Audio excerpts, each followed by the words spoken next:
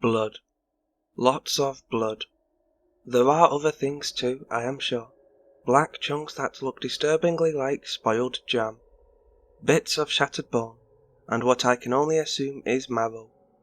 But the blood. The blood is that substance that tells us, even if it isn't our own, that something bad is going down, that nearby some horror is occurring, and one should get out of the situation as quickly as possible. Screaming. So much screaming. The stone may be sharp, but it is wielded in an inexperienced hand. The cuts miss their mark as much as hit, and more than once. A stout piece of tendon or muscle makes the procedure much more traumatic than it needs to be. But all said and done, one could say the operation is a success, as much of a success as any operation done by someone who knows nothing of medicine could be. My companion sits, clutching his now plucked right hand, and I stand there, looking at the macabre prize I have for my efforts, a pile of stout finger bones, stripped of flesh, some still warm to the touch. I try to tell him that I will get help. I try to tell him to look on the bright side, but he isn't hearing any of it. He is too deep into his own world of pain and loss. I wedge the bones into the hole, originally meant for the man's femur.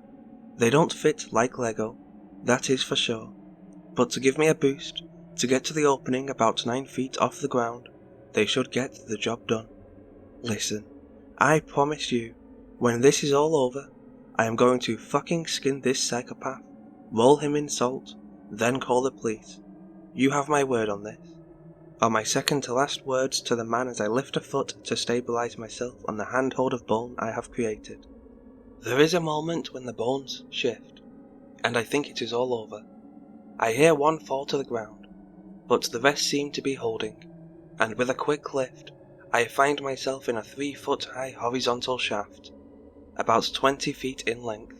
Rough-made walls of stone and wood surround me, and I guess, for a moment, it is good that I have no idea who I am, or how I got here. For all I know, I could have been a claustrophobic. Hang in there, I start, still feeling the need to have some kind of conversation. I mean, there is just something rude about removing the useful part of someone's hand, and not even saying sorry. But then again, it could have been worse. How many people wouldn't have cared enough to try and save the guy? How many folks would have just broken his neck and tore out the bone, no questions asked? One thing I can say about myself, I guess, is that I am a compassionate person. No fucking lunatic with a few acres to turn into a sadistic funhouse is going to control me. Or so I thought. Suddenly I hear a noise. Actually calling it a noise does not do it justice. It is a shrill screaming sound that is causing pain. Not through the sheer volume, though that is loud enough to make my teeth rattle, but rather by the sheer unpleasantness of the noise itself. I lay flat on my stomach, a gut reaction, and cover my ears. But the sound just keeps going. Minutes that feel like days go by. My vision starts to dim and distort, and just when I think I have tripped some kind of mine, meant to give whoever is doing this a good show by exploding my head, it stops. My ears are ringing, and I notice a few drops of blood dripping from my nose onto the combination of rock and cement underneath me. You listening? I hear, though the volume is the same, deafening, bowel-loosening. The sound is not from the very pits of hell. Who the? I start, and a quick burst of that noise, that horrible, otherworldly noise kicks in. Just a half-second or so, but enough to shut me up rather quickly. Are you listening? The voice says again, pronouncing every syllable very clearly, so there can be no misunderstanding. I notice a hint of an accent, nothing foreign, or for that matter, immediately recognizable, with the exception of the fact that it sounds rather country. Yes, I say simply, not wanting to aggravate the voice, whoever it belongs to, further. Good, it says, and no sooner does the D in that word get pronounced, than I hear the sound of a giant. Probably rusted grate moving open in the room behind me. Then something vague and mechanical as if far away. An engine, perhaps? A few seconds later I hear a scream, and then a terrible sound. The sound of flesh meeting metal, and the scream at first changes to more high-pitched, more frantic sound, then becomes a liquid-choked gurgle, and after that, I can only hear the sound of something somewhat dense hitting metal. An image of a giant blender hits me, and I dry heave, smacking my chin off of the ground in the process. He's dead. The voice lets this hang in the air for a while. What you need to understand, son, is that this is not a fucking game. This is not something you can cheat your way through. You get no points for being original. Thinking outside the box is not going to be your friend here. You understand? I immediately reply in the affirmative. This is what you would call a process. You either complete the process or you fuck it up. You understand what is gonna happen if you fuck it up, son? The voice doesn't sound smarmy so much as exasperated. And again, I give an audible, if unenthusiastic, yes. Alright then, as long as we're shooting the same can here, I think we can continue with the process. You think we should do that? The voice says. Another yes escapes me, though in truth, I would like to scream and rant, tell him to come down here and fight me face to face, claw at the walls, do anything other than agree. But what choice do I have? Somehow I ended up on this ride, and there is no way to get off. Then move on ahead, son. For my money, I don't think you're going to be any different than the others. But what the hell? I've been surprised before. There is a harsh click, and the background noise produced by whatever speakers were relaying the information to me ceases. It would be more poetic if I gave a sigh before continuing, but I didn't. I just crawled on all fours through the tunnel. Once I reach the end, I take time to think that maybe it is just a 400-foot drop to somewhere unpleasant. That this sick bastard has a short but dramatic way of getting his jollies. I force the thought from my head, not because it is impossible, hell, not even because it is unlikely, but because it isn't useful. Either I am going to splatter, or I am not. There is no option C, so I jump. The fall isn't very far, about 4 feet or so, but when I hit the bottom I am jerked forward. In my backwards fall, the back of my head ricochets off of a metal bar, and as my eyes adjust to this lighter level of gloom, I realize I am on a giant moving sidewalk, the kind that you see at airports. And this thought leads to another. Why do I know what an airport is? Why the hell did I know enough to Napstone? Hell, if you want to get really into it, why do I know how to talk, or breathe? I don't know some of the most important information about myself, but I do know that in a place where folks go to fly, there tends to be moving sidewalks. After a moment, I hear a harsh electric cracking noise, and a few feet above me, rows and rows of television screens light up, farther than I can see. They extend down this long, otherwise dark corridor. An image flickers for a moment, and I take the time to notice that these aren't all uniform monitors. Some are old things, saturated with green, and flickering on and off. Some are brand new, thin as a wafer, and displaying an image that is almost perfectly true to life. Still, others look like they began life as small screens for other electronic devices, maybe a laptop, something like that. Then the music starts, happy, albeit overly so, instrumental stuff, bringing to mind images of home movies, badly edited by an overzealous and under-talented uncle.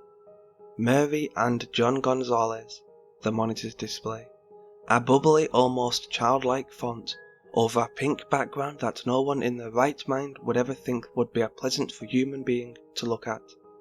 But considering that more than likely, the same person who just made me mutilate a complete stranger made it, that doesn't exactly shock me into a coma. Ever watch a film, and in that hour and a half you become part of those characters' lives? In 8 hours, I got to know Mary and John. I got to know that they were both professed atheists, rational, logical folk. but Mary keeps a pendant of Loki in a small pocket in her purse. And when things really turn down, John tends to sacrifice a $20 bill or two to Jupiter. Not because he believes, you see, but you know, just in case. I got to know how John's father had died. Long illness. One of those that just leaves doctors scratching their heads and trying to give it their best guess. He was a trooper about it though, and up until his last week, he still took John and Mary's children to the park in his, some would call it classic, others would call it junk, car. I saw a poorly made montage of pictures that played out the drama of Mary and John's romance. Nothing overly interesting, but a strange contrast to the dark, bloody world I have gotten used to in the past few hours. The story of their lives, up to this point, was told in that style that one would call childish if one didn't know it was the domain of folks with just enough knowledge of how to work a computer to be dangerous. At one point, 5 or 6 hours in, I sit down. The corridor is damp and humid, and my clothes stick to me. Now that I have a better view, I can see they are very simple. A pair of faded, thin jeans and a white shirt. I tried to get some sense of my size, but my only reference is someone who I can make the educated guess is 20 to 30 years my senior. Every time I try and think of people, just people in general, I get a floating feeling. An unpleasant sensation like my brain is threatening to reboot. After John and Mary, in that same style, that would be funny if not for the circumstances, I see the story of Abe McCullough. Abe wasn't an important man, but nonetheless I had an 8-hour film of his life, and as I had few options, I watched intently. He worked at a scrapyard, not for lack of education, mind you. Abe actually scored on the somewhat high end of average in high school, and eventually achieved his certification to teach physical education. But the scrapyard was owned by a close friend, and he enjoyed working with his hands. A massive guy, by the looks of him, compared to the others in the video and slideshow that is his life. He would have had no problem moving anything likely to be found in a scrapyard. Abe was known as a prolific drinker, but in contrast to the angry, violent drunk image that comes to mind when one thinks of a muscle-bound guy drinking, Abe was known, at worst, a prolific fool, at best, a generous man, who had no problem buying around for the bar, or prying a couple of guys off of some poor fool whose mouth started getting him into trouble, all without throwing a punch. Abe didn't mind taking a hit or two. It was the dishing out of harm he never grew a taste for. After Abe, I find myself thirsty, and at the same time in dire need for a piss. I shudder at the thought that immediately comes to mind, but I instantly make the decision that since the sick disembodied voice didn't give me a bottle, I don't have any way to keep the piss anyway, and I refuse to put any effort into finding a way to remedy that situation. I am going to take a piss, right here. If you feel like killing me over that, now's the time to say it. I wait for a minute, and after no lightning bolts or poison gas, I start to spray the cement floor beyond the moving sidewalk with urine. It gives me some kind of pleasure to at least be defacing some of this bastard's property. He may get to see me shredded to pieces, but he is going to have to scrub that sometime. But I notice, as the stream flies sharply to the left, that we are really speeding through this place now. Must have been gradually increasing the speed while I have been sitting around trying to make some sense of the situation. As I finish the piss, that may be the last I ever take, the story of Walter and Timothy Lebrand is displayed through another third of a day. These two were a little more interesting, but retained all of the wholesome, salt-of-the-earth vibe presented by Abe, John, and Mary. Turns out, these two brothers, and yes, they were brothers despite the fact that their manager promoted them as twins, had won one of those singing attention whore shows, and as such, were on their way to quite the career. And in truth, after viewing a few hours worth of concert footage, while the songs sucked, the kids themselves sang well. Last we had the Odd Ducks, Charlie and Bruce Scott. Brothers. This video, while still being in the same format as the last few, seemed much more vague. Charlie and Bruce were not only brothers, but best friends and business partners. Their trade of choice? Private detectives. And for 12 years they had a good little business going on. Ever since the day that while keeping tabs on someone's scumbag husband, said scumbag decided to fatally wound a police officer. Outgunned in the extreme, armed with only a pair of 22s they bought just in case, they managed to subdue the man, who survived after being rushed to a hospital. From that day forward though, they carried 2 custom handguns, 50 caliber jobs, that it took both of them almost a year to get the hang of firing. But apparently, as per the narration, these guys stumbled upon something they shouldn't have, represented by a comical yellow question mark on a black background, and due to this, they were taken into custody by an unknown individual. Boring, yes, but I learn about the minutiae of the lives of these 7 people. Maybe it didn't keep me on the edge of my seat, but 8 hours is a long time in regards to movies. A picture is worth 1,000 words, they say, and how many pictures would there be in 8 hours of film?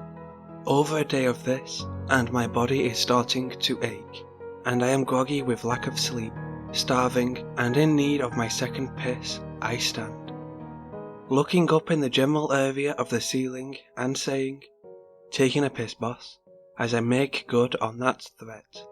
But halfway through the piss, the ground abruptly stops. I'm launched in a bone-crushing arc, as 2 doors open with an eerie whoosh sound, bathing me in white light that is intolerably harsh compared to the relative dimness of the corridor of nice folks. After a few bumps and spins, I finally stop, and the first thing I notice as I stand is a woman, tied to a chair, looking terrified. You've seen the lives of those people. If you got any heart in you at all, you feel some attachment to 'em, the voice suddenly says. The room I am in now seems more finished than the last. Smooth cement, with 4 pillars running floor to ceiling. My guess is the room is about 10 feet high, making me somewhere in the ballpark of 6 feet. In the harsh glow I see I have a few scars, but nothing that would give me a clue as to who I am, or why I would be here. I'm fit, but not overly so, and now that I take time to think, my hair hangs over my ears. Judging by the way it hangs though, I am guessing this is more due to lack of upkeep than deliberate style. But this girl, you know nothing about, and the only thing you will know is something even she would agree with, son. She is a stone-cold bitch. As the voice says this, I look to her, and get a reaction that is a very clear attempt to express, well, yes, it's true, but I don't think that this has a bearing on the current situation. The room is an 80-foot square, and as I hear some rustling, I realise that the last 30 or so feet are hidden in shadow. Now the difference is that this girl is innocent. The worst thing she has done in her life is fuck her boyfriend's brother. Your friends, on the other hand. As the voice says this, I can make out some forms coming out of the shadow. The first one I recognise immediately. It's Abe, but not the happy grinning gentle giant I had seen in the film, but rather a psychotic looking caricature of that person. His skin is pale and leathery looking, his eyes wild and twitching from one spot to the next. A thin line of drool hangs from the left side of his mouth. The fat-covered worker's muscle he possessed is now replaced with seemingly random assortments of muscle looking as if they were cut from steel. As he sees me, he cocks his head to the side and starts a deep, frightening chuckle. And from behind him comes exactly what I expect. Mary and John. They are wearing what look to be their wedding outfits, but ragged and dirty. They have the same lunatic glare in their eyes, but it seems a bit more focused than Abe's. They move with a kind of jerking, halting stride, and seem to be barely holding in laughter at the situation. Physically they are much the same as Abe, a bit bigger than they were, skin that looks like it was cured, and in general, just something off about them that you can't quite put your finger on. The rest come out, to stand in a loose grouping of people, all staring at me with a combination of dim-wittedness and malice. All except for Walter and Timothy. While I don't see them, I hear the frantic sound of small feet running to and fro somewhere in the shadows, and catch the odd glimpse of small forms as they wander a little too close to the light. I don't know what happened to them, but I can summarize my situation rather nicely. By their looks alone, they want to kill me. Why? I have no idea, but the fact remains I am trapped with 7 lunatics. This part of the procedure is simple. They get let out if they kill that bitch there, and she gets let out if you kill them. So who you gonna save, son? The voice says, sounding amused. I'm not fucking killing anyone, I say defiantly. But even as I say this, I hold no qualms about throwing a punch or two should this situation get too thick. I mean, they are people after all. Maybe just folks who have been fed LSD and locked in a room. But they are people, and as such, can be reasoned with. I hope. I hear a laugh from the voice. Makes no difference to me, son. I got plenty more good old boys to shove through the pit. If you can't finish it, no skin off my ass. And another click signals that the time for dialogue is over. Okay, Abe, I know you don't know me. Fuck, actually, maybe you do, but you've been pumped full of something, and you aren't thinking right. Same goes for the rest of you guys. I don't want to hurt anyone. Hell, I don't think I could stop you guys if you wanted to kill her. But I know you don't. Believe it or not, I just got 8 hours apiece of your lives, and I know that this is not what you guys would be doing. As I say this, it feels lame. It gains no reaction, except for gales of laughter from the crowd. John looks to Mary, grinning a feral smile, and says, drugs. He thinks we are on drugs. He starts to thrash his head around laughing for so long that it goes well beyond the realm of absurd and into the land of being ominous. Mary fixes me with a glassy stare, and in a soft but undeniably insane voice says, Hun, if you don't want to hurt anyone, just step aside. We don't have to hurt you, just... Abe finishes her sentence for her. Her, he growls. I see the crowd start to slowly move forward, testing my boundaries. I notice Charlie mumbling to Bruce, It's alright, kid. We are going to get out of here. We just have to do this one thing. Over and over again. An insane litany meant as comfort. Seriously, back the hell up here. I can't fight all of you, but I can certainly hurt the first person to get close. My voice quivers, and for a moment Abe's eyes sharpen and meet my own. Really? He says, outdistancing the rest of the group. Now he is only 20 to 30 feet away from me. Hurt me then, little man. Hurt me. And he rushes in. I feel my eyes go wide with shock, my stomach drop, and my heart sink. This situation has officially went tits up, and for the life of me, I have no idea what to do. He charges in, as if he is going to simply bull rush over me, but at the last moment jags to my left. It seems that he is more than willing to play the voice's game. I am merely an obstacle. The woman in the chair is the goal. In a moment of instinct, I swing my left arm out towards him. In the portion of a second it takes for the blow to connect, I find myself thinking just how silly this is, but not being able to do anything about it. But as my left arm hits his chest squarely, something happens that shakes up my entire view of what is going on. My arm hits with a wet slapping noise, the torn shirt, providing little muffling of the sound of flesh hitting flesh. And instead of going straight through, laughing at my last-ditch effort to bring this situation back from the point of insanity, he is stopped dead in his tracks. He isn't knocked flying backward, he isn't taken out of the fight, but he stumbles a half step back and fixes me with a quizzical look. The look doesn't last long though, as he shifts his focus from the girl in the chair to myself, and without a word sends in a lightning-fast haymaker my way. I barely have time to register it, but I manage to move my body to the right, the blow cleanly missing my head. But, just as I am in my own world, wondering how I managed that, a left-handed blow sails my way, This one hits solidly on my chin, and I find myself on a short flight about a meter backwards. This is when I think it is all over. Anything with that amount of force surely shattered my jaw, probably caused some brain damage. Hell, the flight may have just broken my spine. I hear them laugh. Abe looks backwards and says, "That didn't take too long, did it?" with an ejaculation of spittle and laughter. I bring a hand up to my jaw, and strangely find it intact. And as I try to stand, I feel no numbness in my legs, no headache, possibly meaning that my brain is starting to swell. And despite a bit of ringing in my ears, I am, for the lack of a better term, still with it. I find a touch of a smile coming to my own face now, which worries me.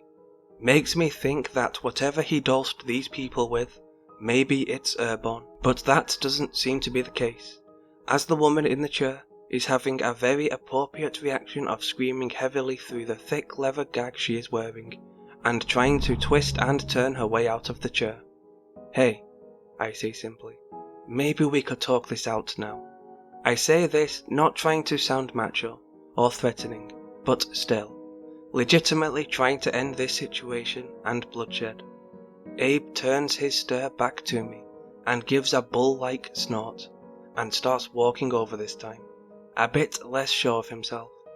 He gets into what I can only describe as an insane boxer's pose as he closes the distance, and I put myself into something that hopefully resembles a defensive stance. Being prepared, I find he is telegraphing his blows well in advance of throwing them, and even being able to launch his punches at a speed that makes a blur of his fist. Each one seems to whiz by, just to the right or the left of my head, which isn't to say it doesn't take effort to avoid them. After about a dozen or so, I notice he is slowly getting fractions of an inch closer to his target. I can hear the woman in the chair screaming something. It is unintelligible, but my best guess is that she is telling me to put this guy onto the ground, if not under it. As I feel a left hook skim my ear, I duck low to the right, and launch a short jab into Abe's stomach. This blow, much less ineffective than the last, causes him to stumble backwards and drop his guard. I step in, raising myself from the low duck to land an uppercut to the left side of his chin. I feel bone give way. Hell, not just give way, but turn to pulp. And Abe starts into a spin that tosses him right back into the shadow. I hear nothing, and assume that a blow that hard, that turned a rather sculpted jaw into a bag of flesh filled with gravel, would be enough to take him out of the fight. Mary and John give a scream of rage and run forward. They are much more task-oriented, and each tries to go around me, one on the right, one on the left. I find myself thinking of what to do, and before my rational mind can make this decision, I act, stretching my arms out wide, and with speed that makes me think of a cobra, I grab them both by the face. For a moment I stop and think, and I could swear that my hands are just a touch bigger than they were. But then again, I haven't slept for who knows how long, haven't eaten in longer, and have been tossed into a shit storm without a raincoat. Their momentum snaps their bodies forward with enough force that I find myself thinking, I hope I didn't snap their necks. But even as that thought goes through my mind, my first instinct is to drive my arms down, smashing their heads between my hands and the cement floor. I hear a few moans of pain, which I take to mean I didn't kill anyone, and kick both Mary and John about 5 feet away. I take a step forward, staring down Charlie and Bruce. My mind hasn't quite caught up to what my body is doing, and again I try to take this situation down a peg. Come on guys, this doesn't... Suddenly I am listening to the left. Something slams into the top of my body, and suddenly I can't see. Small, but incredibly powerful hands cover my eyes, and as I attempt to pry them off, I feel another hit, this one low, and from the opposite side, I fall, despite the strength I am starting to realize I possess. The hands over my eyes curl fingers inwards, and as I find myself fighting a losing battle to pry them away, I feel a brilliant amount of pain as a small fist starts to hammer relentlessly on my crotch. I hear cries of, "Get him!" from Charlie as I thrash about trying to get some kind of leverage. I manage to grab a hold of a single finger, and I feel my stomach churn as I hear a sickening snap. But there is no relenting from the rest, and I can start to see bright red spots where the fingers are applying a huge amount of pressure to my eye. With a bit of luck, I manage to grab a hold of the forearm attached to the hand that keeps using my nutsack as a punching bag, and steel myself for a moment before bending it backwards, breaking the arm cleanly. This actually results in some relief, as the body clutching my leg can no longer anchor itself with one arm.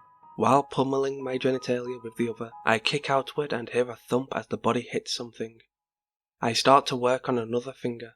As I feel a sharp kick to my chest, it rolls me over, and I feel another from the opposite side. From the encouragement I hear, Charlie telling Bruce he is doing a great job, and to keep it up. I guess that they have joined in the fray. I snap another finger, and another, but I can feel myself starting to lose my edge. The kicks and stomps are taking it out of me, and at some point the child I had thrown into something jumps back in, though now the strikes are less concentrated and effective. I reach out with my right arm, and grabbing Bruce's ankle, throw all my force into tossing my body to the left. Balanced on one foot for another kick, Bruce falls, hitting the ground like a sack of grain. My hand continues and grabs Tim's head, and drives it into the ground. There is a sickening crack and some blood, but I still notice faint breathing. Charlie starts to get a stomp ready, and gets the same treatment as his brother, leaving me with only Walter, who I backhand hard enough to slam him into a pillar 10 feet or so away. He hits the ground in a slump, and doesn't seem to have any more fight left in him. Before Charlie and Bruce can get up, I plant a kick under each chin, the jaws turning instantly into shapeless masses. But as far as I can tell, both men remain alive. I look up at the ceiling again. It's fucking done. They aren't getting up. Let me go, I say simply. No anger, no bile, just a statement of fact and a request. Well, I say that was a damn fine effort, son. But unfortunately, this is no time for half measures. Round 2 seemed fun, son, the voice says. And I hear something strange, a kind of cracking, wet noise like a bag of ice cubes and ground beef being thrown through a ringer, and out of the corner of my eye, I see something that worries me. Abe is rising, and as I get a better view, my theory that this was drug-induced goes straight out of the window. He is different now. A few random tumours, or maybe bone jags appear on his body, and the jaw, previously bone pulp and blood, now stands firm. Beyond that, it seems to have more bone, sticking out at angles that seem to have been directly made to take a blow better. His entire lower face is a mass of jutting bone and torn skin, and he looks incrementally more insane. And beyond that, itching to show that the first defeat was just an accident. As I notice this, I hear more shuffling, and see more of the same. John and Mary get up, and each has a large bone plate extending from the point of their skulls that hits the ground. Walter has a third arm, of all things coming out of the spot where the arm was broken, and his back sports small bone spikes coming out of the spine. His brother no longer even seems to have fingers that are recognizably human, but long, 8-knuckled things that seem to flow and pulse like the tendrils of a jellyfish. Charlie and Bruce seem to have sprouted mandibles, and all of these people, the people that I know more about than myself, are now closing in.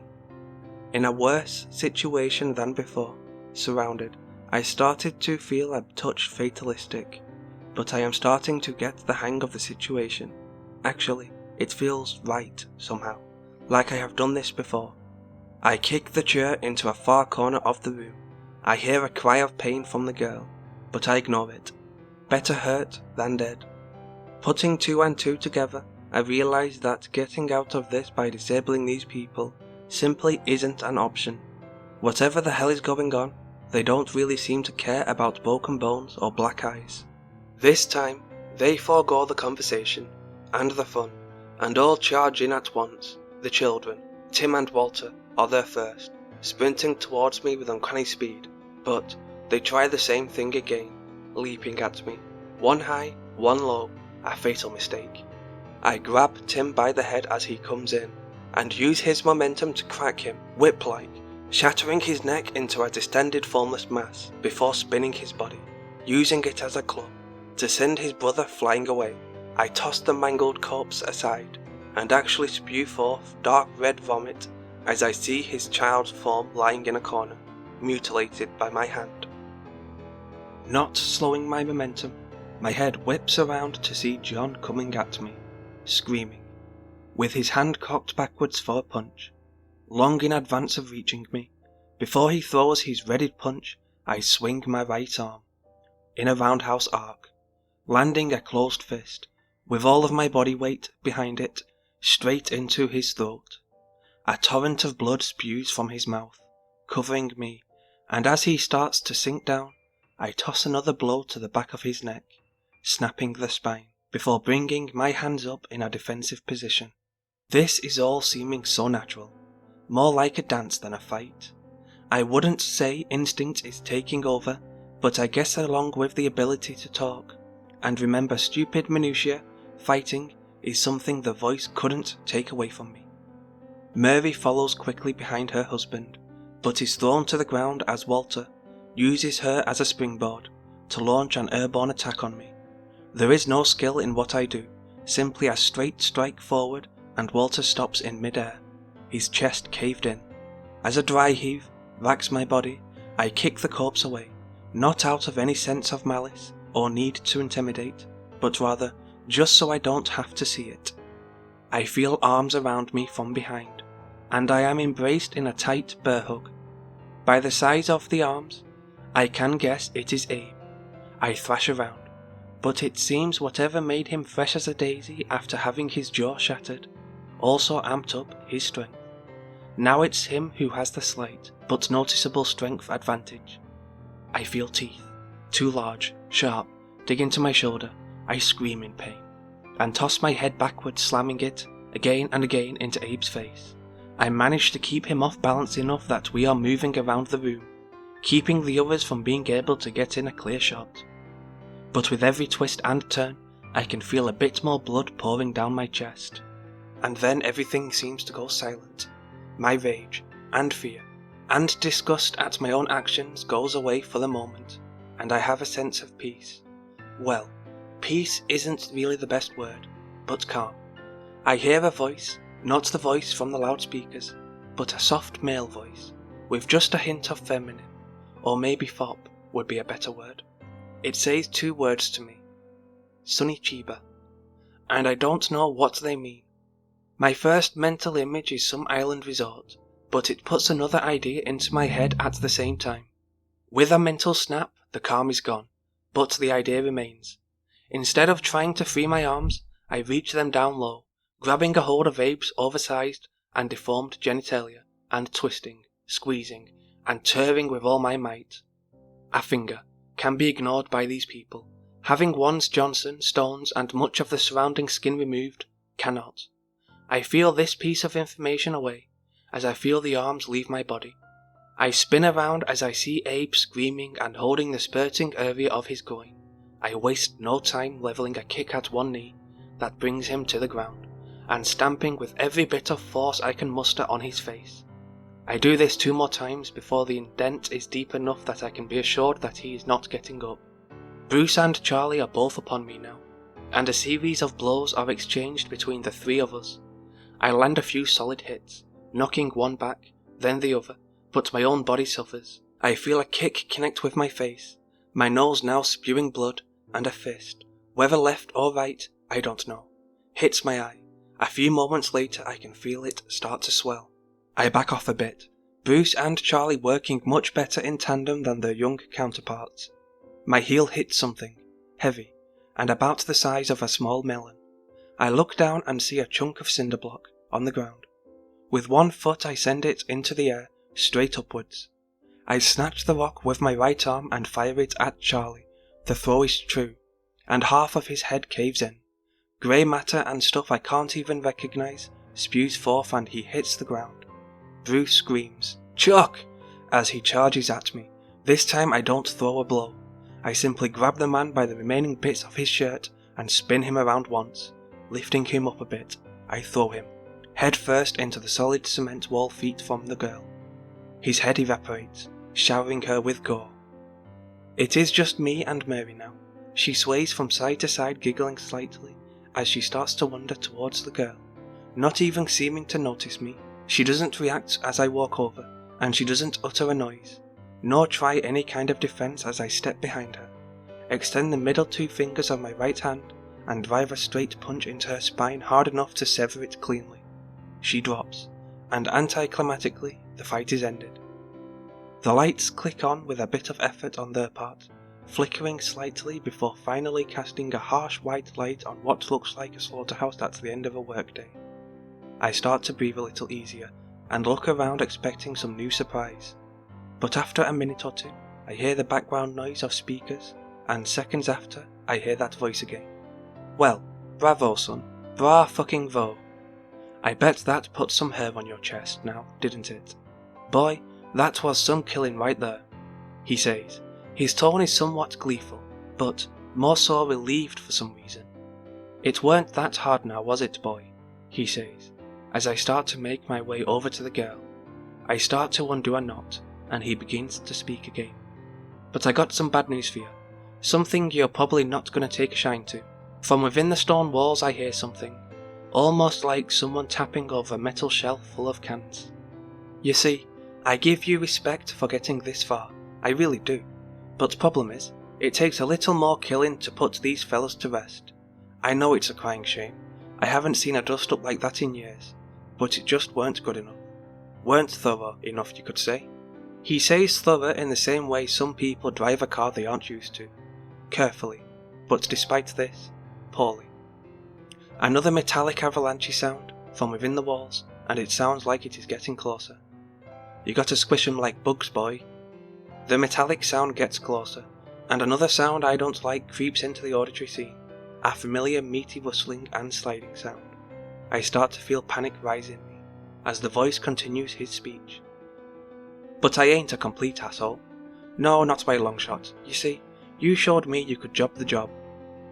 So let's see what you do with the right tool. He laughs a bit as the speakers cut out again, and in small bursts of stone, doors explode open, and as they do, a torrent of weaponry starts to fall like confetti at the world's strangest parade. The lights flicker a bit, some turning off, casting strange shadows about the room. The girl is screaming now, loud enough that you can hear it clearly through the gag. I look around and see only 2 weapons took a bounce lucky enough to land within reach. 6-foot length of chain covered in blades, barbs, and hooks of all kinds. I tear off the rags of my shirt, covering my left hand. Then I bind that with the chain. The weight stirs something inside of me. As I squeeze my hand around the improvised buckler, I feel a rush. Something inside me feels giddy. I find myself fighting the urge to smile as I hear the corpses of the people I have harmed, then killed, in that order, reassemble into some freakish new arrangement, so that I can kill them for the second time. The other weapon was a 2-foot length of piping, long spikes coming from one end, and a blade welded to the tip. It's heavy, and the handle is wrapped in some kind of tape. I swing with it, and I feel a chuckle start to rise. It's insane. I am outnumbered by things that just won't die, but something inside me loves it. Something inside me wants them to come back again, and again, until I fill the room with their blood and drown. The first to rise is John. This time seems to be taking a bit more effort for my temporary roommates, but that is alright with me. Now he barely resembles anything human. His head moves about on wrinkled mass of skin that was his neck, extending and contracting as he walks over to me. Not in a berserk rage this time, but with cold, calculated movements, snake-like. He is armed with a cleaver which he takes the time to admire once during his advance, and a can of some form in his left. I want this over as quickly as possible and run in, taking a swing with the pipe at the last moment, hoping to stop this all right off the bat, with a well-placed blow to the head. He doesn't raise the knife, like I expected, but rather the can, and with a hissing noise and a rush of heat, I am driven backward. A gout of flame erupting from the device, and scorching, if not seriously wounding me. But that was only due to getting a momentary burst. I fall backwards, landing heavily on my ass, and do a full somersault to land in a crouch just out of the reach of the flames. I skitter behind a pillar and scan the area. Scan it just slow enough to miss Abe standing there, holding 2 matches. The only thing I see is blur of motion, so I throw myself backwards with it, and manage to get the pipe just in time to put something between the blades and my flesh. Abe. Abe was a caricature strong man, all giant bulging muscles and thick black hair.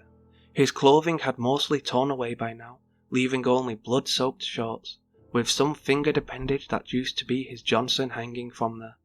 His entire head was one gaping maw, the exact indentation I had put in his face, damn near through the back of his skull, had become a tooth-filled cavern, with 6 malicious eyes staring from the back. Fuck! I scream in shock, both at the strike and the sheer deformity of whatever it is now that used to be called Abe. Metal on metal grinding, pieces of razor-sharp steel fling off of the twin swords, but neither of us care about such small wounds. This is a greater game we are playing. And with that thought, something turns over inside of me. That giddiness, that battle lust, I need it. It isn't just some psychological mechanism to deal with this absurd situation. There is something there. Something that I am not going to win without. It doesn't feel so much as giving in. That would be entirely misclassifying the process.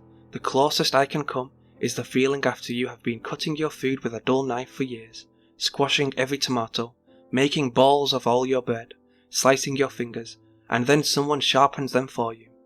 Just that almost eureka moment of, why didn't I do this sooner?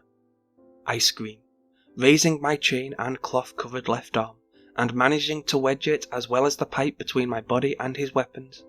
And with a scream that could be better called a roar, I shove forward. For a moment, it doesn't feel like he is going to move, but the sword slips, and I find myself able to spin and face him. My mind feels muddled, like oil and water. One moment I am thinking only of the soft parts of its body I can jam the spikes on the pipe. The next I am thinking of I am trapped, and being forced to kill people. Then I am thinking of how great it is to be trapped here, like the Minotaur in a maze, with an endless supply of foes to fight. Then I think. As my mind has a breakdown, Abe roars a phlegm-choked, warbling scream and kicks out, catching me square in the chest. The slam against the walls bring me back to my senses. I raise my feet by throwing my body forward, and am standing in an instant, breathing heavily and grinning like a crocodile. No fair, I say, sprinting towards the beast, leaping over a steel box that once housed weaponry made by an undoubtedly insane son of a bitch. He raises a machete to block my first blow, but the pipe shatters the flimsy blade, and on the backswing I knock the other sailing across the room. I give him no time to react, and throw a mailed left fist into the vaginal orifice that is now his head.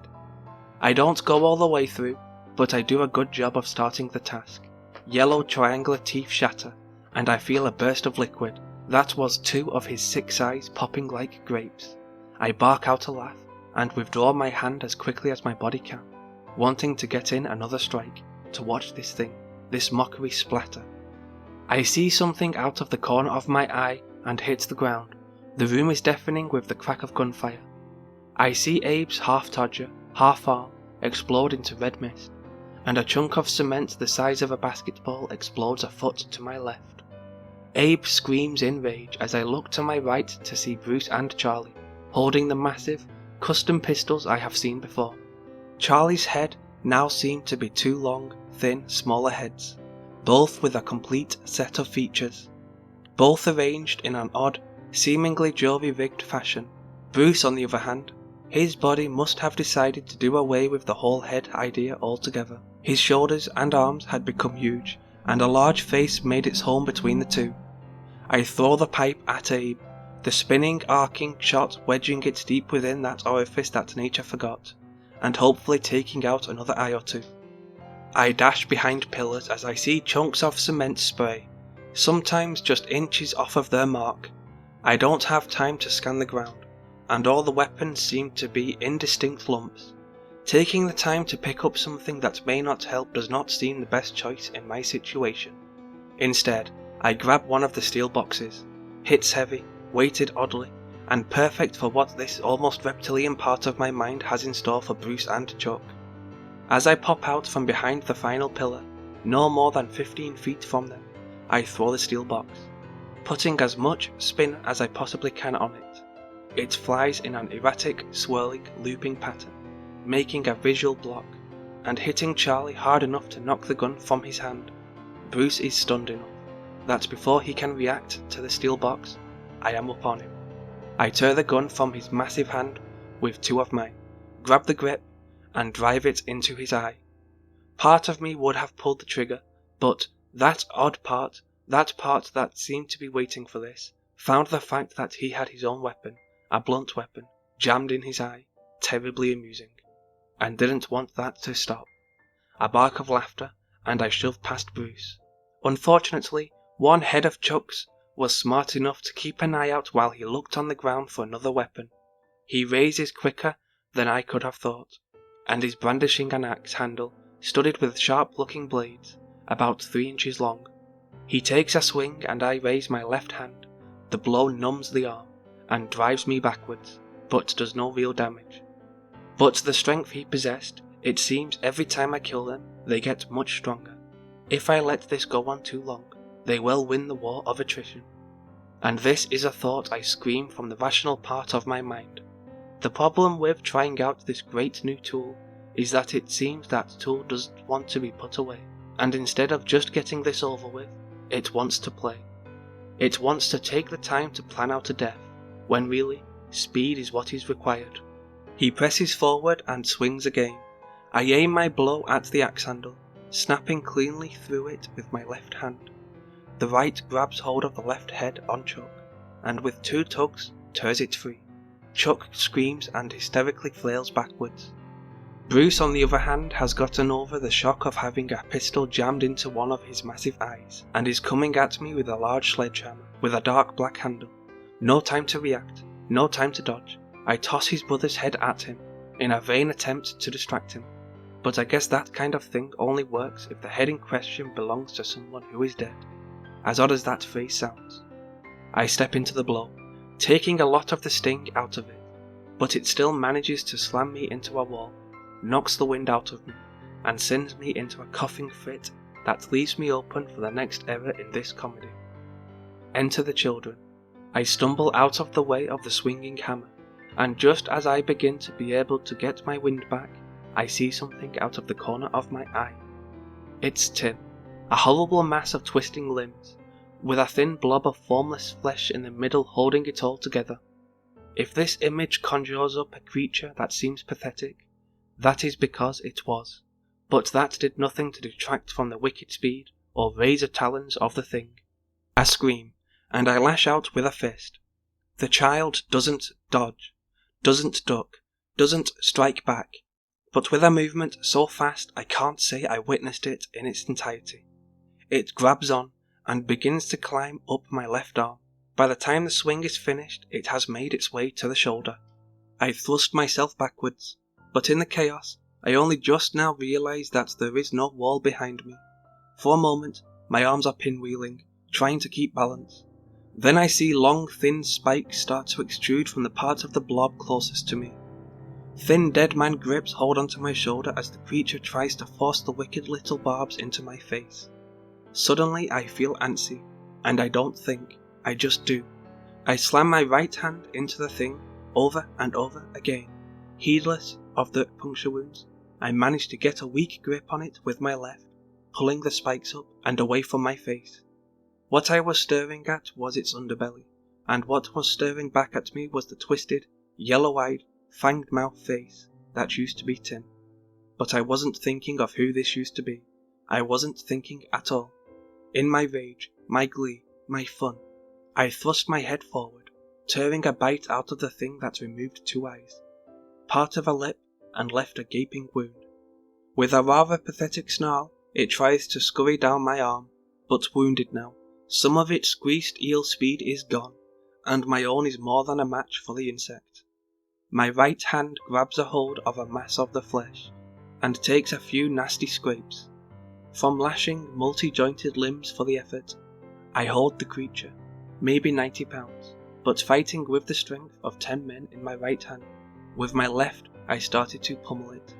I am screaming, all of the frustration, all the horror I let out into this assault. With every chain wrapped blow, the creature starts to thrash a bit less, and by the time the 6th has landed, you can no longer see the sickly white flesh, only blood that seems to have a slight tint of yellow to it. By the 8th, my mailed fist hits my hand and I cast the mass in the general direction of Chuck and Bruce. What happened next cut straight through to that human part of me. They looked at it with sorrow. It was clear even on their alien, distorted faces that this hurt them. They turned upon me in unison, and I smiled. No use trying to be diplomatic now.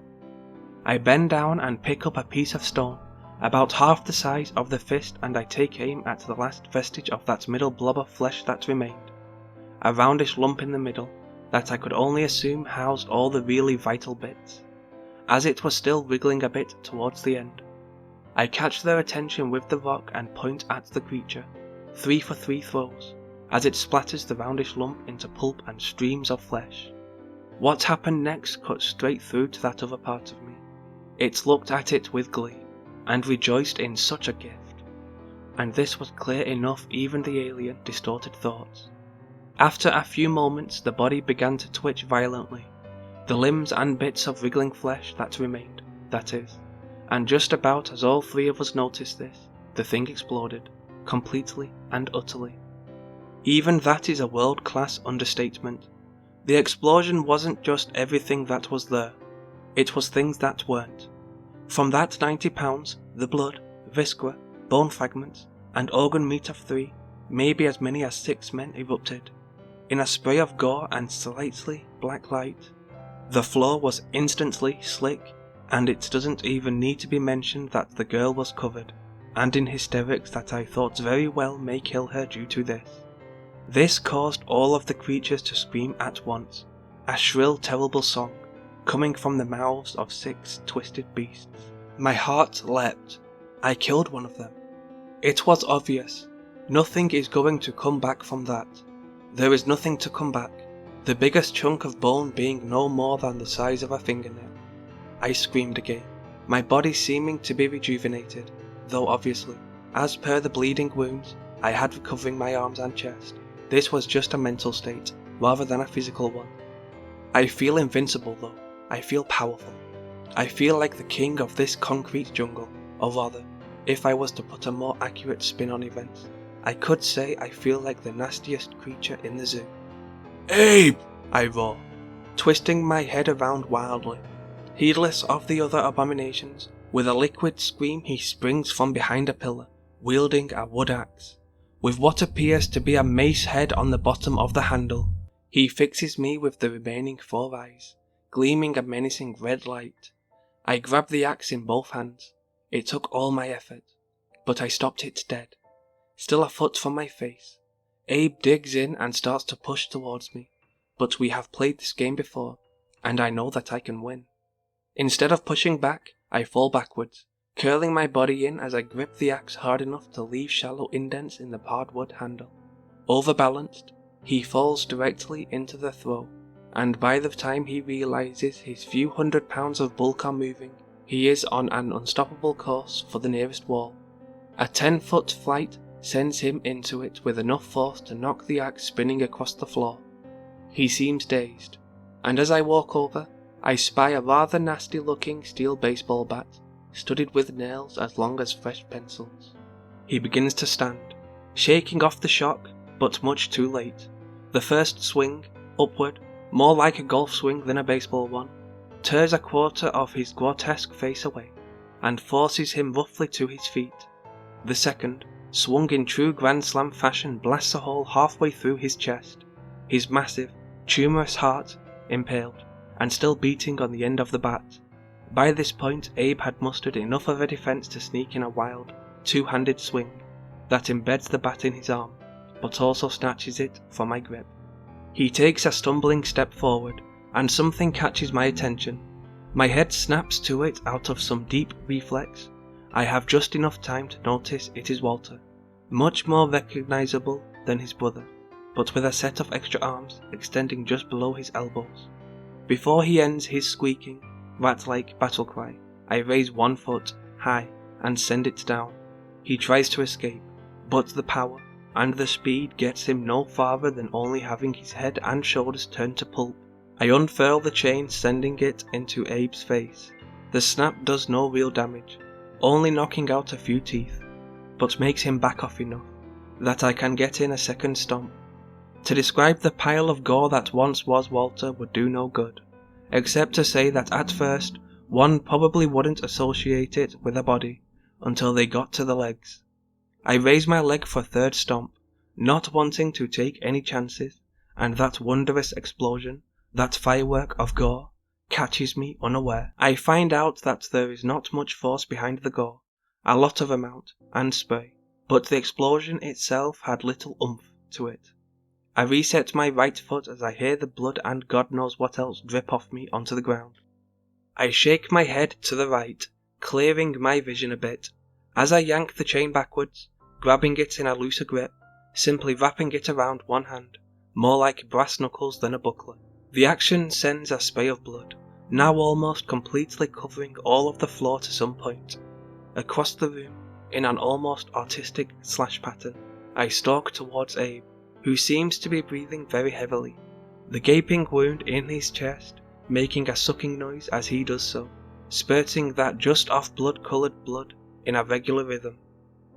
I dash at him, but showing that I am not the only one with speed and strength, he strikes out, grabbing me by the back of the head, and trying to pull me towards that damaged but still quite dangerous looking maw of his. I wedge my right arm on his chest, my forearm keeping distance between us, but almost immediately I can feel the pressure and the pain this is causing. My wrist is screaming, and there is a dull, almost numb pain in the middle of my forearm, which I can assume means nothing good. But this is only a slight variation on my original plan, and I go with it. I smash the wound again and again with my left hand, the chain tearing it wider and wider with each shot.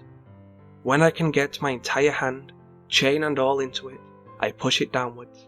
A torrent of blood and vomit comes from the clicking foul maw, blinding me.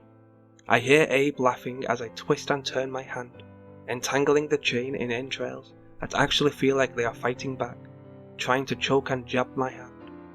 I try and force my eyes open, but it is no use.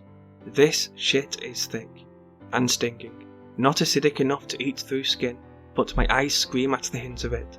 The smell sends a dry heave through me that almost costs me this grapple, but it passes, and it still seems to Abe as if we have a Mexican standoff. When I can feel the chain hooked to the point where it doesn't want to move, I throw up my right foot, bracing against Abe's chest. I push backwards, and turn my body. For a moment he thinks he has won, as there is no more resistance, but the chain pulls tight against my shoulder, digging a few hooks and barbs into it, and as I spin, the chain inside the beast, hooked onto so many important things, in so many strange loops and knots, comes tearing out. The movement is quick, and has almost every muscle in my body working for it. In an instant the creature is empty, and even this thing drops to its knees, quite literally. I throw a kick, it isn't a hard target, and the generic black boot I am wearing sends his grey matter spraying in two thick streams. In contrast to the previous two creatures, Abe's last hurrah is almost instant. Almost the second brain turns to liquid, his body turns to enough flesh to fill a van, spraying in every direction. The floor is now wet and uneven with gore, like winter in hell. With wet noises one would associate with mud if they have not just been made to become a human blender. I walk towards the group. John, Mary, Bruce and Chuck. Seeing Mary for the first time, she looks rather normal compared to her counterparts. A little crazier than before, a little paler, more leathery, but pretty much human. Her red stained wedding dress hanging in tears and tatters around her. They seem tentative now, like a group of bullies that just realised their intended victim has pulled a knife. That combination of indignation, fear and rage that could end the fight, or lead to getting it much, much worse. I am starting to flag at this point. My mind feels invincible. I feel like throwing myself heedless into the fray, lashing out at any bit of flesh and bone I can. But as I realize that I am taking my breath in large gaps that seem to do as little to satisfy my aching lungs, I can reason that this isn't a good idea.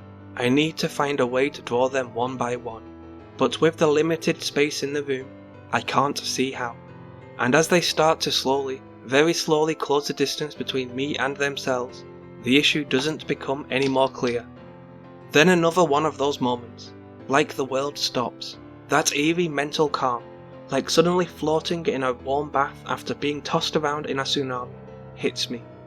I hear another voice this time, and as I take the time to listen a bit more to the nuances, I realize it doesn't sound as if the voice is talking to me, but rather like it is pre-recorded, like I am picking up on a bit of a pre-recorded conversation, or reading a passage in a book, if that makes sense.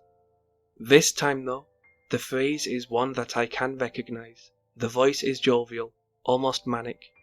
Piss them off. They make a mistake. They make a mistake. They die. And I take the advice to heart. I make a huge, bubbling hocking noise and spit, a fist-sized blob of phlegm and blood that hits its intended target, square. Mary gives a quizzical look at the gesture, almost as if she doesn't understand. But John, something deep in him, something that whatever happened to them can't erase, kicks in, and he is furious at the treatment of his mate.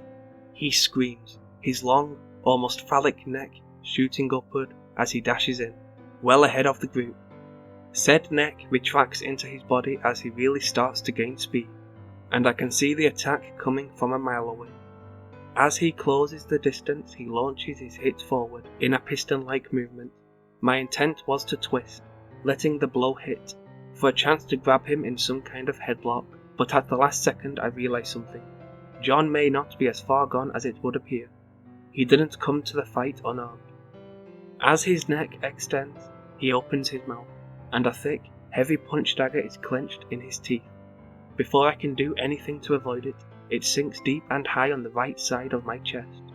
I grab the wound, an instinct that, unlike many others in this fight, costs me. In the second my focus is not on him, he manages to get in 3 more quick strikes. Pistoning his head like the world's most enthusiastic jack-in-the-box, I back away, prodding with my fingers at the first and most serious wound to try and get a sense of how much it is going to take the fight out of me. By the 4th strike I manage to get some kind of defense going. By the 7th, the flesh wounds have turned into minor cuts, and by the 10th I am dodging the blows by inches. The puncture wound was wide, but a few inches in it tapers off. My finger hits bone, but nothing beyond that. Amazing considering the amount of force behind it. I back off, leading the pistoning head of my attacker by mere inches. I manage to distance him from the group. What I want to avoid is having to grapple with the thing, and having my back turned towards his companions. He is laughing wildly, and throws his head backwards, swinging it rather than pistoning it. The whip-like arc, intended to slice open my stomach, gives me a great opportunity to employ a rather standard headlock to the creature. With a thud that moves me a couple of feet, I manage to secure its neck under my right arm. Slamming my left down, I drag it back and forth across the neck, the hooked and barbed chain acting like a serrated knife, and slowly but surely sawing through the thing's neck. It thrashes around, but the laws of physics are against it. Its body, some 8 or so feet away, simply doesn't have the weight to give the abomination any leverage.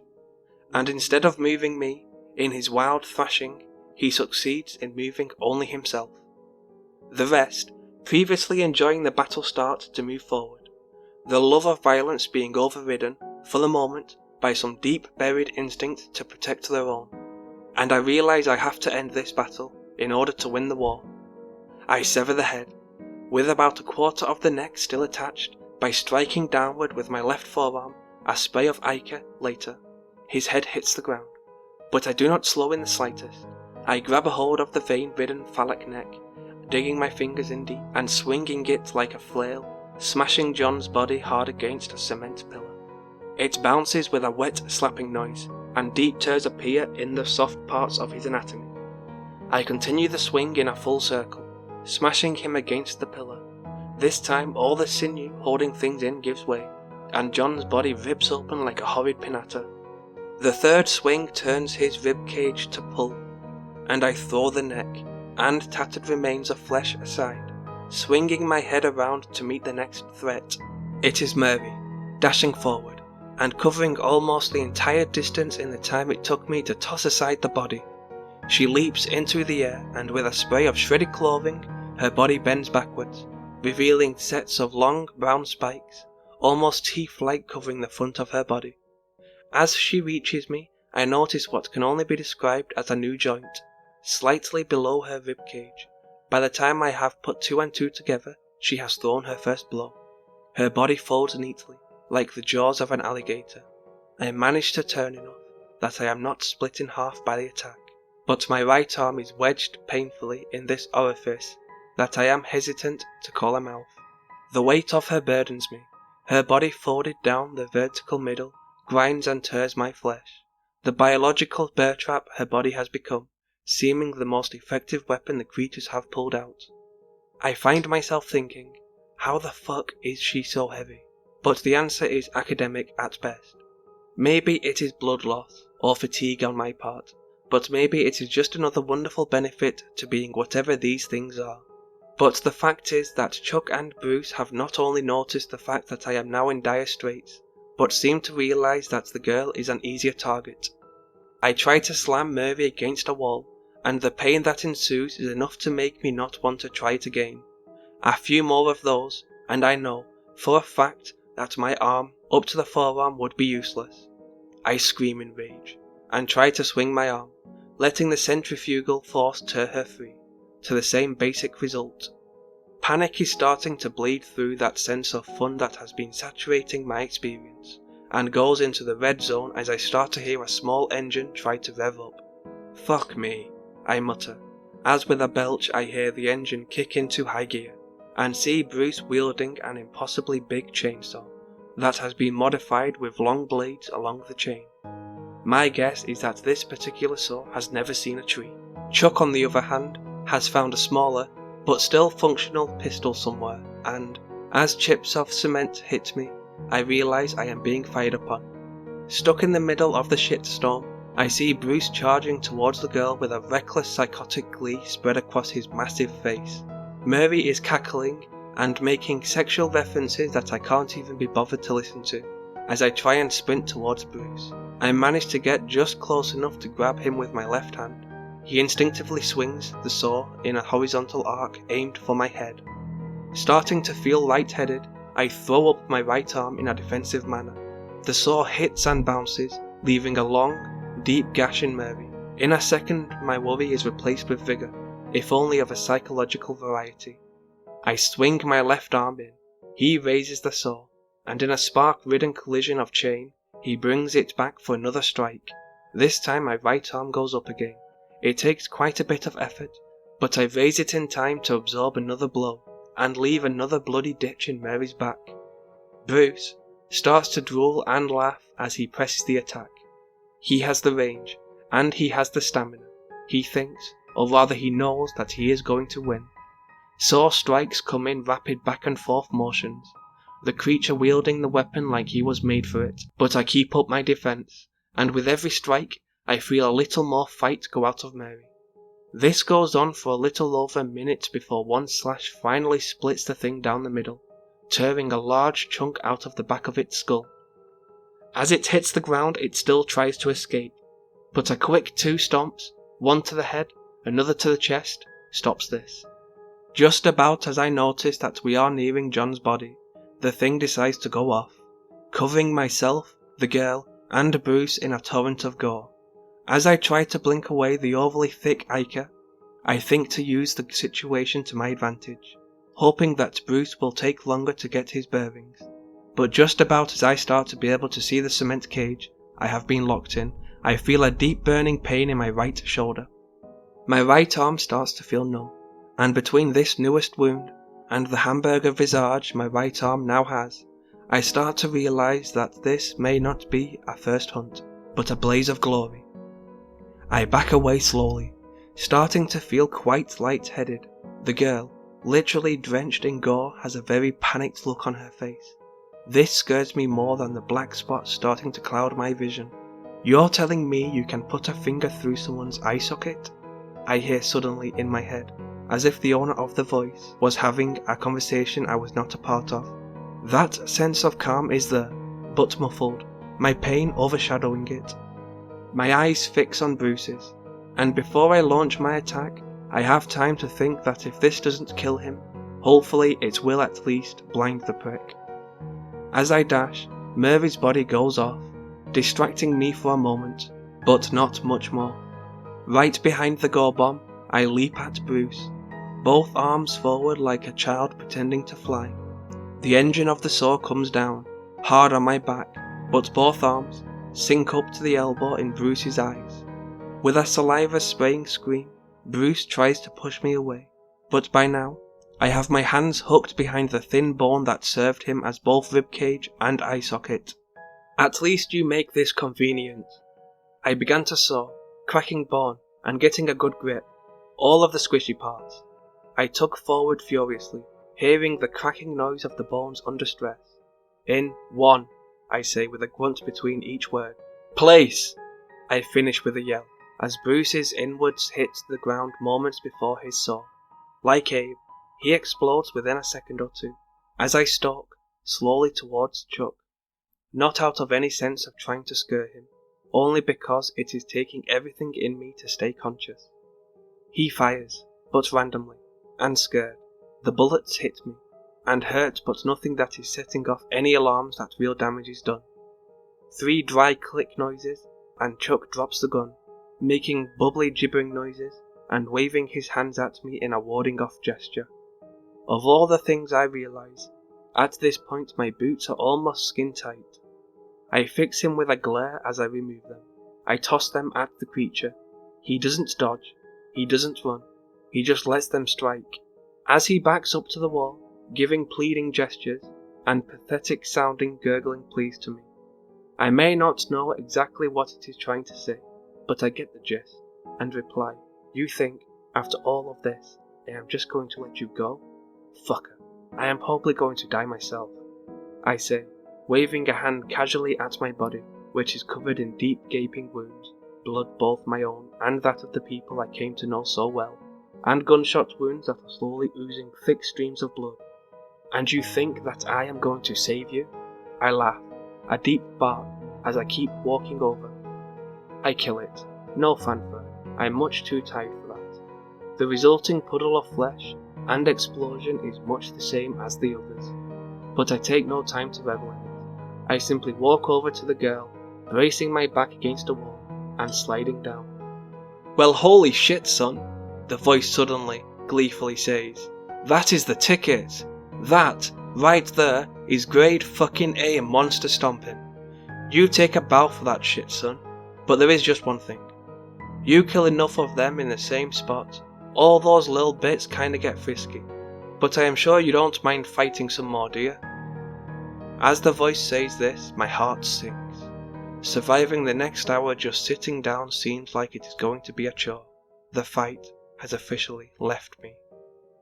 I groan, and see an oak stick, with several thick steel studs attached, and use it to at least prop myself up in a half-standing position, waiting for the pool of blood, now inches deep in most of the room, to spew forth another horror. "And you're still willing to die on your feet? Fuck, son, you may actually make it through this. I was just joshing about them coming back this time. You just remember this. Holy God in heaven." As the voice says this, I am relieved, but wonder instantly what place religion has in this mess. But that is rapidly cleared up. That is a way to remember how to kill 'em, son. Head, guts, and heart. Ain't nothing coming back when all that's gone. A part of the wall slides free to reveal a doorway to a rather clean-looking hall. And I am a man of my word, son. The girl is free to go. She'll be at home being a bitch by dinner time. I open my mouth, and the voice cuts me off. And if you're wondering what is holding me to my word, I'll just give her the same treatment I did yourself. She don't know nothing that is gonna hurt me." He could be bullshitting, but it seems the best I am going to get in this situation. With a shaky hand, I slice through the remaining ropes, and the girl, without a word, sprints towards the hallway. The door closes, and another opens at the end of the room. I limp and stumble over, and see what appears to be a closet. The walls are disgusting green sponge-looking material, dripping with a fluid that carries a harsh alcohol smell. "Step on in, son. You ain't gonna quit on me now, are you?" the voice says. "No, because then I wouldn't get to drag you into a room and rip pieces off of you for a week," I say, tonelessly, as I walk in. The doors slide shut with a loud clacking noise and a whoosh of air, and the wall starts to, literally close in. In a few seconds I cannot move, and I am held, with a Furberg egg by their slimy, wet embrace.